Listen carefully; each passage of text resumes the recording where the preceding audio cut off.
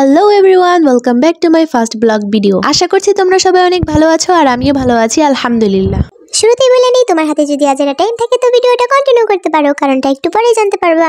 তো তোমরা দেখতেই পারতেছো আমি আমার ব্লগটা শুরু করতেছি আমার ডেস্ক বা টেবিল যেটাই বলো না কেন এটা মোছামুছি দিয়া। তো তার আগে আমি টেবিলের উপরে রাখা সব জিনিসপত্রকে সরাই নিছি। আমার এই টেবিলটা সব থেকে বেশি ময়লা হয় কি কারণে জানো? এক নাম্বার কারণটা হইতেছে আঠা। গ্লু দিয়ে কোনো কিছু বানাইতে গেলে যদি একবার টেবিলের উপর লাগে তাহলে এটা আর উঠতে চায় না, অনেক ঘষাঘষি করার পরে উঠতে চায় না। এই বিষয়টা জাস্ট আমার কাছে বিরক্তিকর লাগে। তো যাই হোক, এখন আমার টেবিলটা সম্পূর্ণ মুছতে হবে, দেন আবার গুছাতে হবে। তো আগে একটা গুরুত্বপূর্ণ কথা শুনে নাও। আজকে তোমরা যতগুলো ভিডিও ফুটেজ দেখতে পারবা তার মধ্যে বেশিরভাগই প্রায় অনেকদিন আগের। এগুলো আমার ফোনের জায়গা দখল করে রাখছিল, আর তাই ভাবলাম যে এগুলো জোড়াতালি দিয়ে একটা লং ভিডিও বানাইয়া প্র্যাকটিস করি। তো মোছামুছি তো কমপ্লিট, বাট এটা গোছানোর আগে আমাকে একটা কাজ করতে হবে। তোমরা অনেকেই আমার টেবিলটাকে দেখতে চাইছিলা, তো এই সুযোগে দেখে নাও। এইখানে চিকন একটা ড্রয়ার আছে খাতাপত্র রাখার জন্য। আপাতত কিছু রাখি নাই, পরে গুছায় রাখতে হবে। আর ডান সাইডে তিনটা বড় বড় ড্রয়ার আছে। তোমরা হয়তো লক্ষ্য করেছো যে এই ড্রয়ার গুলো খোলার জন্য কোনো হাতল নেই। কারণটা হলো আমার একটা ছোট ভাই আছে আর ও যেন ড্রয়ার গুলো খুলতে না পারে। এরপর আমি আমার পুরনো একটা ভাঙ্গা ট্রাইপডের উপর আমার মোবাইলটাকে সেট করার চেষ্টা করছিলাম। ওই দিন অনেকগুলো অর্ডারের কাজও ছিল। মূলত তারাই অর্ডারগুলো সপ্তাহখানি আগে দিয়ে রাখছিল, বাট আমি সময়ের অভাবে করতে পারতেছিলাম না। তোমরা দেখতে পারতেছো যে আমি সোয়েটার পরেছিলাম, কারণ ওই দিন অনেক বেশি শীত ছিল। তোমরা এই যে কাপড়টা দেখতে পারছো, এই কাপড়টাতে হচ্ছে কাঠগোলাপের একটা ডিজাইন হবে। আর এই কাপড়টাতে বলে দেওয়া হয়েছিল যে হলুদ রঙের জবা ফুল দিয়ে ডিজাইন করে দিতে। তো সেই অনুযায়ী আমি আমার নিজের মতো হালকা ড্রয়িং করে নিছি। এরপর এই জলপাই কালার কাপড়টাতে টিস্যু কালার ফুল দিয়ে আমার মন মতো একটা ডিজাইন করে দিতে বলছিল। এই প্রথম তিনটা ছিল কামিজের কাপড়। এইটা হচ্ছে একটা পিচ্চি জামা, একটা পিচ্চি ফ্রক। এটাতেও আমার মন মতো ডিজাইন করার কথা ছিল, সো আমি নিচে কিছু একটা এঁকে নিয়েছি। এই বাবুটারই আরেকটা ফ্রক জামা দিয়েছিল, এটা অনেক কিউট ছিল, বাট এইটাতে কি ডিজাইন করব আমি নিজে কিছুই বুঝতে পারতেছিলাম না। আর লাস্টের এই দুইটা ছিল নায়রা কাট জামা। এই দুইটাতেও সেম ভাবে কাঠ গোলাপের ডিজাইনই হবে। আমি অনেক বেশি নার্ভাস ছিলাম। তিনটা কাপড়ের একই ডিজাইন ছিল। আমি যেহেতু কোনো কাপড়ের উপর সরাসরি রং তুলি দিয়ে পেইন্ট করি, আর কোনো একটা ড্রেস তৈরি করার পর আমি সেটার ছাপও তুলে রাখি না, যার কারণে সেম ডিজাইনের একাধিক ড্রেস তৈরি করতে গেলে আমার একটু প্যারা খাইতে হয়। আমি যে কাপড়গুলোর উপরে ডিজাইন করি এগুলো হচ্ছে একদম পিওর সুতি কাপড়, যেগুলো আমরা মার্কেটে সচরাচর কিনতে পাই। ও আমি তো বলি নাই যে এগুলো কিসের কাজ, এগুলো হচ্ছে হ্যান্ড প্রিন্টের কাজ। হ্যান্ড প্রিন্ট করার আগে আমি মেইন কাপড়ের নিচে একটা পুরাতন কাপড় বা চাদর বিছিয়ে নিই। ডিজাইন যদি খুব বেশি ডিফিকাল্ট থাকে তাহলে আমি হালকা পাতলা করে একটু ড্র করে নিই। হ্যান্ড প্রিন্টের কাজে বা যে কোনো ড্রয়িং এর কাজে আমি এই তুলিগুলোই ব্যবহার করি। তবে এখান থেকে সবগুলো তুলি কিন্তু লাগে না। আমি সেই শুরু থেকেই ফেব্রিক্স অ্যাক্রিলিক কালারের ছোট ছোট কাচের কৌটায় যে রঙগুলো থাকে ওইগুলোই ব্যবহার করছি। রং প্রস্তুত করার ক্ষেত্রে আমি এই প্যালেটটাকে ব্যবহার করি, যেটার বর্তমান অবস্থা এরকম। তাই এটাকে পরিষ্কার করতে দিলাম। আর আমি সাথে রাখি তুলি পরিষ্কার করার জন্য 2 গ্লাস পানি। যদিও অ্যাক্রিলিক কালারগুলোর সাথে মেডিসিন মেশানোই থাকে, তবুও আমি আরেকটু সতর্ক হওয়ার জন্য এই মেডিসিনগুলো ব্যবহার করি। তার মধ্যে মোস্ট হচ্ছে অ্যানকে আর বাইন্ডার। হ্যান্ড প্রিন্টের কাজে সব থেকে বেশি এই তুলিগুলোই আমার কাজে লাগে, বাকিগুলা ফালতু। আমার ছোট বোনকে এই প্যালেটটা ধুইতে দিয়েছিলাম, ও এটা ধুয়ে নিয়ে আসছে। এই কাপড়টাতে যেহেতু ইয়েলো কালারের জবা ফুল ছিল, সো আমি এই জন্য একটু বেশি নার্ভাস ছিলাম। কারণ একটা কথা হচ্ছে আমি কোনো রিয়েলিস্টিক ফুলকে ওইভাবে আঁকতে পারি না, মানে পারি না যে এমন না, তবে চেষ্টা করি না। আর হলুদ জবা ফুল সম্পর্কে আমার কোনো ধারণা ছিল না, তাই আমি ইউটিউবে আগে সার্চ করি যে হলুদ জবা ফুল দেখতে কেমন। সেখান থেকে একটা বেসিক ধারণা নিয়ে বিসমিল্লাহ বলে কাজটা শুরু করে দিই। যথেষ্ট চেষ্টা করছিলাম যে একটু রিয়েলিস্টিক করে ফুটিয়ে তোলার জন্য। প্রথম দিকে তো আমি ভয় পেয়ে গেছিলাম যে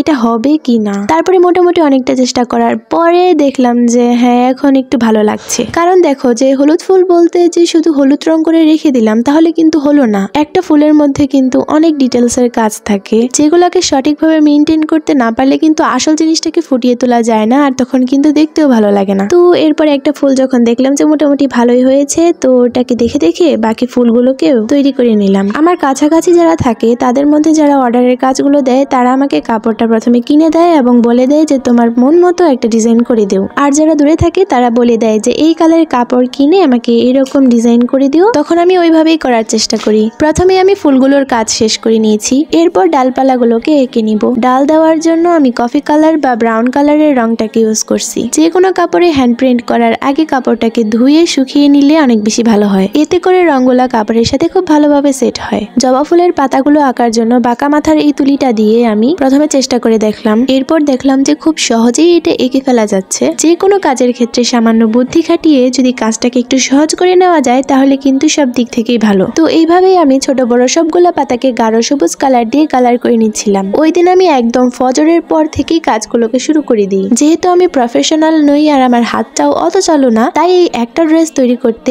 আমার পুরো একদিন লেগে যায়। একদিন বলতে সারাদিন যে আমি শুধু এইটা নিয়ে বসেছিলাম এরকম না। আমার সারাদিনের খাওয়া দাওয়া, গোসল ইত্যাদি ইত্যাদি প্রয়োজনীয় কাজের ফাঁকে ফাঁকে আমি এই কাজটাকে একটু একটু করে শেষ করছি। জবা ফুলের মাঝখানে চিকন সরু একটা অংশ থাকে আর তার মাথায় ছোট ছোট অনেকগুলো ডট থাকে। তো ওইগুলাকে আমি সবগুলো ফুলের মাঝখানে করে নিচ্ছিলাম। ছোট ছোট ডটগুলো দেওয়ার ক্ষেত্রে তুলির পিছনের অংশটাকে ব্যবহার করছিলাম। একই ফুল দিয়ে গলার সাইডেও সামান্য ডিজাইন করে নিয়েছি। রংটা ভালো করে শুকিয়ে যাওয়ার পর কাপড়টা তুলে নিচ্ছিলাম। রং করার শেষে দুইটা কাপড়কে এইভাবে আলাদা করতে অনেক বেশি ভালো লাগে। এই যে দেখো, গলার অংশেও সামান্য ডিজাইন করেছি আর মাঝখানের অংশেও কয়েকটা ফুল দিয়েছি।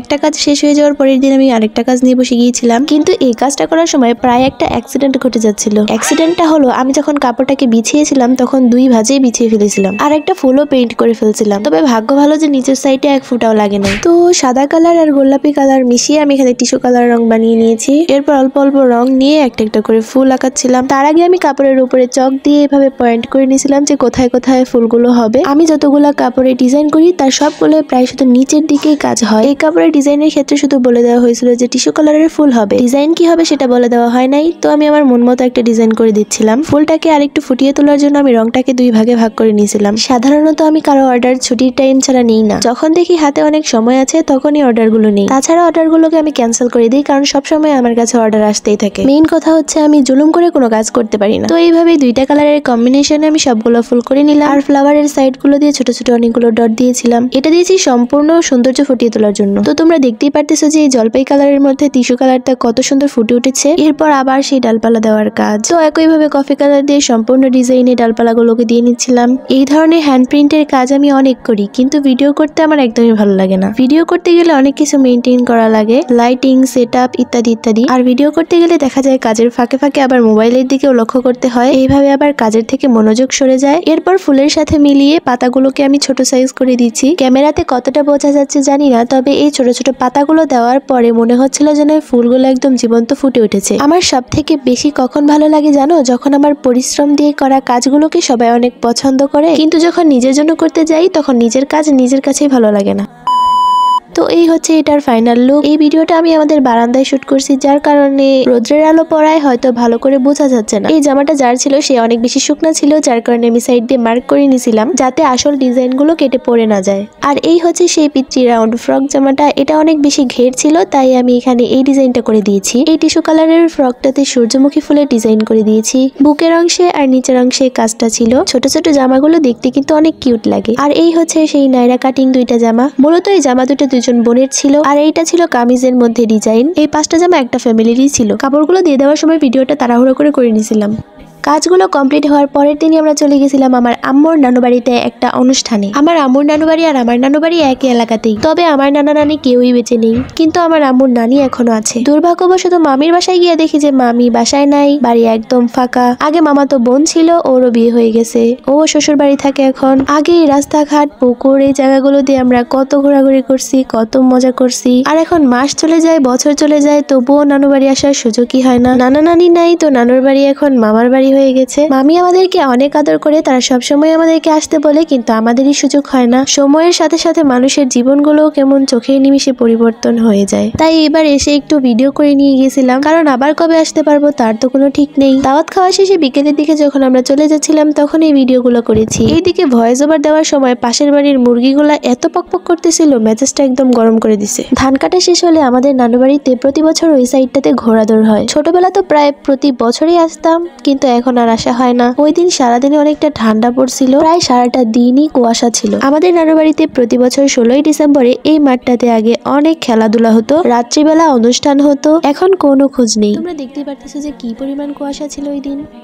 ওই দিন নানুবাড়ি থেকে ঘুরে আসার পরের দিন গেছিলাম মাদ্রাসায়। আমার ছোট বোনের বৃত্তি পরীক্ষার রেজাল্ট দেওয়া হচ্ছিল, তো ওইখানে যাওয়া একটু ভিডিও করছি। এই সাইডের বারান্দায় সব মহিলা গার্জেনরা দাঁড়িয়ে দাঁড়িয়ে দেখতেছিল। এইটা হচ্ছে এই নুরানি মাদ্রাসার হিপস বিভাগ। ছোট মাদ্রাসা হিসেবে ভিতরের পরিবেশটাকে অনেক পরিপাটি করছে মাশাআল্লাহ। এইদিকে আমি আম্মুরে বলছিলাম একটু ভিডিও করতে, আর সে মোবাইলটাকে উল্টাপাল্টা করে কেমন ভিডিও করছে দেখো। দেখো ভিডিও করার অবস্থা।